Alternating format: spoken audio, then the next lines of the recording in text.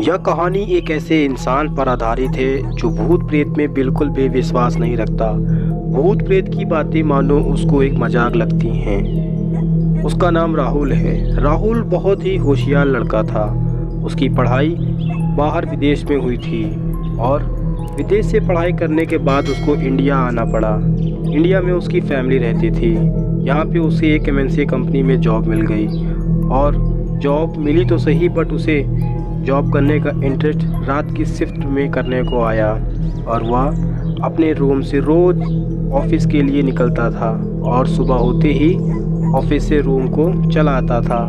हर दिन सही चल रहा था, लेकिन एक दिन अचानक उसे महसूस हुआ। उसने ऐसा महसूस किया कि कोई उसको बड़ी गौर से देख रहा है और उसका पीछा भी कर रहा है, पर राहुल ने इस बात पर बिल्कुल भी ध्यान नहीं दिया और वह अपनी गाड़ी चलाने में मग्न था। वह अपना सफ़र तय कर रहा था। वहाँ से उसका रूम 10 किलोमीटर दूरी पर था। रास्ता काफ़ी सुनसान था, बहुत ही कम गाड़ियाँ चलती थीं।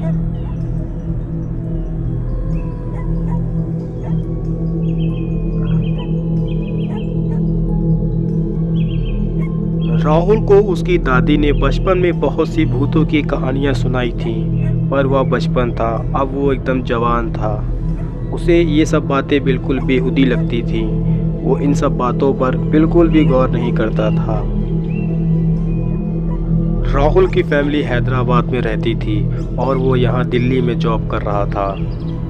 उसकी फैमिली में वो और उसके मम्मी पापा और उसकी एक छोटी बहन थी। वो अपने घर का बहुत ही लाडला लड़का था। राहुल इस बात से बिल्कुल ही अनजान था।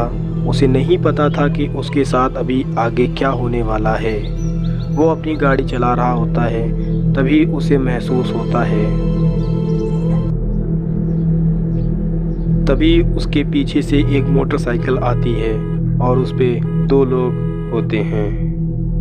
वो राहुल को ओवरटेक करके आगे निकलने की कोशिश करते हैं। राहुल उनको जगा देता है। वो देखता है कि एक कपल जा रहा होता है।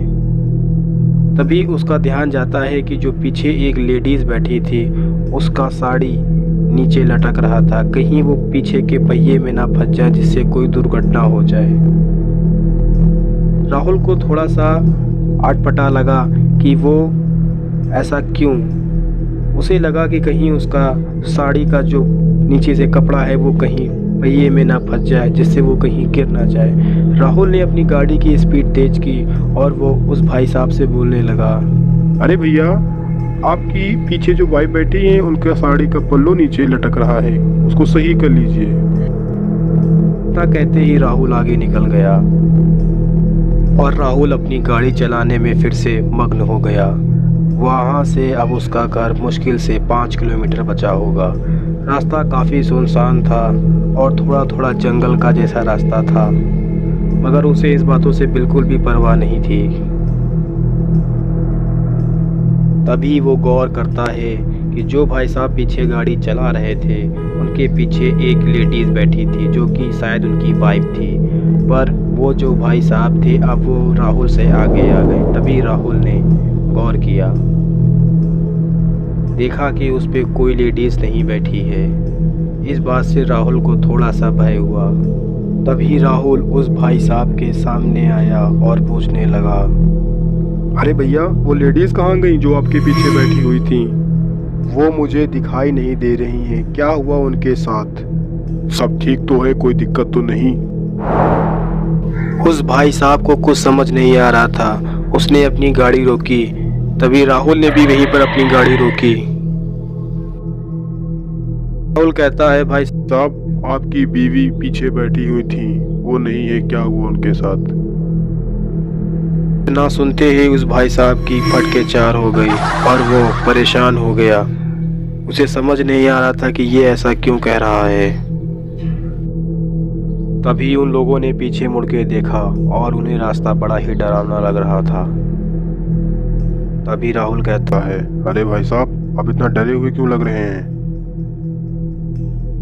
तभी उसने राहुल को बड़ी गौर से देखा और कहा, तो तुमने किसको देखा मेरे पीछे बैठे हुए? मतलब आप उसे नहीं जानते क्या? मैं जॉब से घर जा रहा था, मैंने तो किसी को लिफ्ट भी नहीं दी थी, तो तुमने किसको देख लिया? ये सुनकर राहुल बहुत ही डर गया। वो बिल्कुल सहम गया था। उसे समझ नहीं आ रहा ये भाई साहब ऐसा क्यों बोल रहे हैं। वो लेडीज कौन थी आखिर? अभी उन्होंने एक साथ पीछे मुड़ के देखा तो उन्हें कोई औरत खड़ी दिखाई दे रही थी जो बिल्कुल काली थी।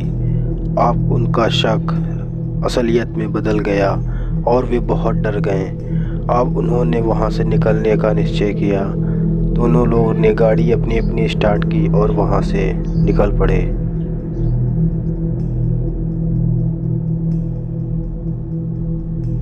राहुल काफ़ी डर गया था। उसने अपनी पूरी ज़िंदगी में कभी भी इतना डर नहीं महसूस किया। रात के 2 बज गए थे और राहुल अपने बिस्तर पर लेटे लेटे यही सोच रहा था कि वो लाल साड़ी वाली आखिर कौन थी। मैं रोज़ उसी रास्ते से आता था, मुझे कभी ऐसा अनुभव नहीं हुआ, लेकिन आज ऐसा क्यों? राहुल ना चाहते हुए भी उस औरत के बारे में बार बार सोच रहा होता है। उसे डर के मारे नींद नहीं आ रही होती है।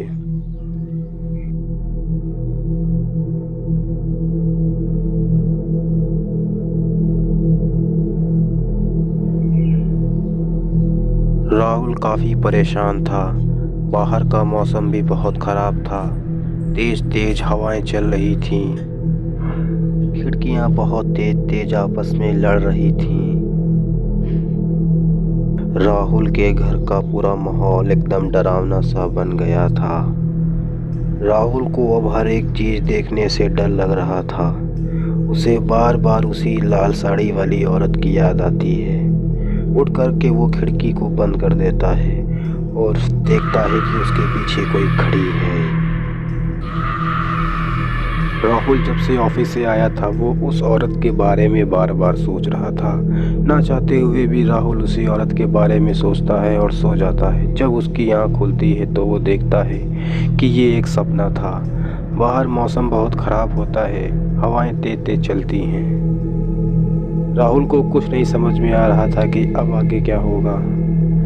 इसी दौरान उसकी आँख लग गई और वो सो गया। अगले दिन जब वह उठा, राहुल 3 दिन से ऑफिस नहीं गया। आखिर ऐसा कब तक चलता? वो ऑफिस गया था और शिफ्ट ख़त्म हुई। रात के 12:30 बज गए और उसे रूम के लिए निकलना था। तभी वो अपनी गाड़ी स्टार्ट करता है और निकल पड़ता है अपने रूम के लिए। उसका दिल अंदर से धक धक धक धक धक धक धक धक हो रहा होता है। उसे डर तो लग रहा था मगर वो अपने डर को दरकिनार कर आगे बढ़ रहा था। आधे से ज़्यादा उसने रास्ता तय कर लिया। तभी एक पीछे से मोटरसाइकिल वाला आता है। राहुल का शरीर बहुत ही गर्म हो जाता है और उसे पसीना सा आने लगता है। राहुल बहुत ही घबरा भी जाता है। उसका दिमाग काम करना बंद कर देता है। तभी पीछे से आ रही मोटरसाइकिल उससे आगे आ जाती है।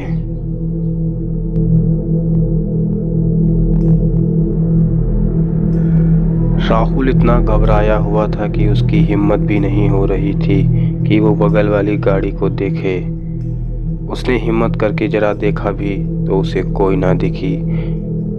ये देख कर के राहुल को बहुत ही रिलैक्स फील हुआ और वो अपनी गाड़ी चलाने में मग्न हो गया। वो कुछ देर के लिए सारी बातों को भूल गया और अब वहाँ से उसका रूम मुश्किल से 6 किलोमीटर बचा होगा। राहुल ने बाइक वाले को बहुत ही प्यार से देखा और स्माइल करने लगा।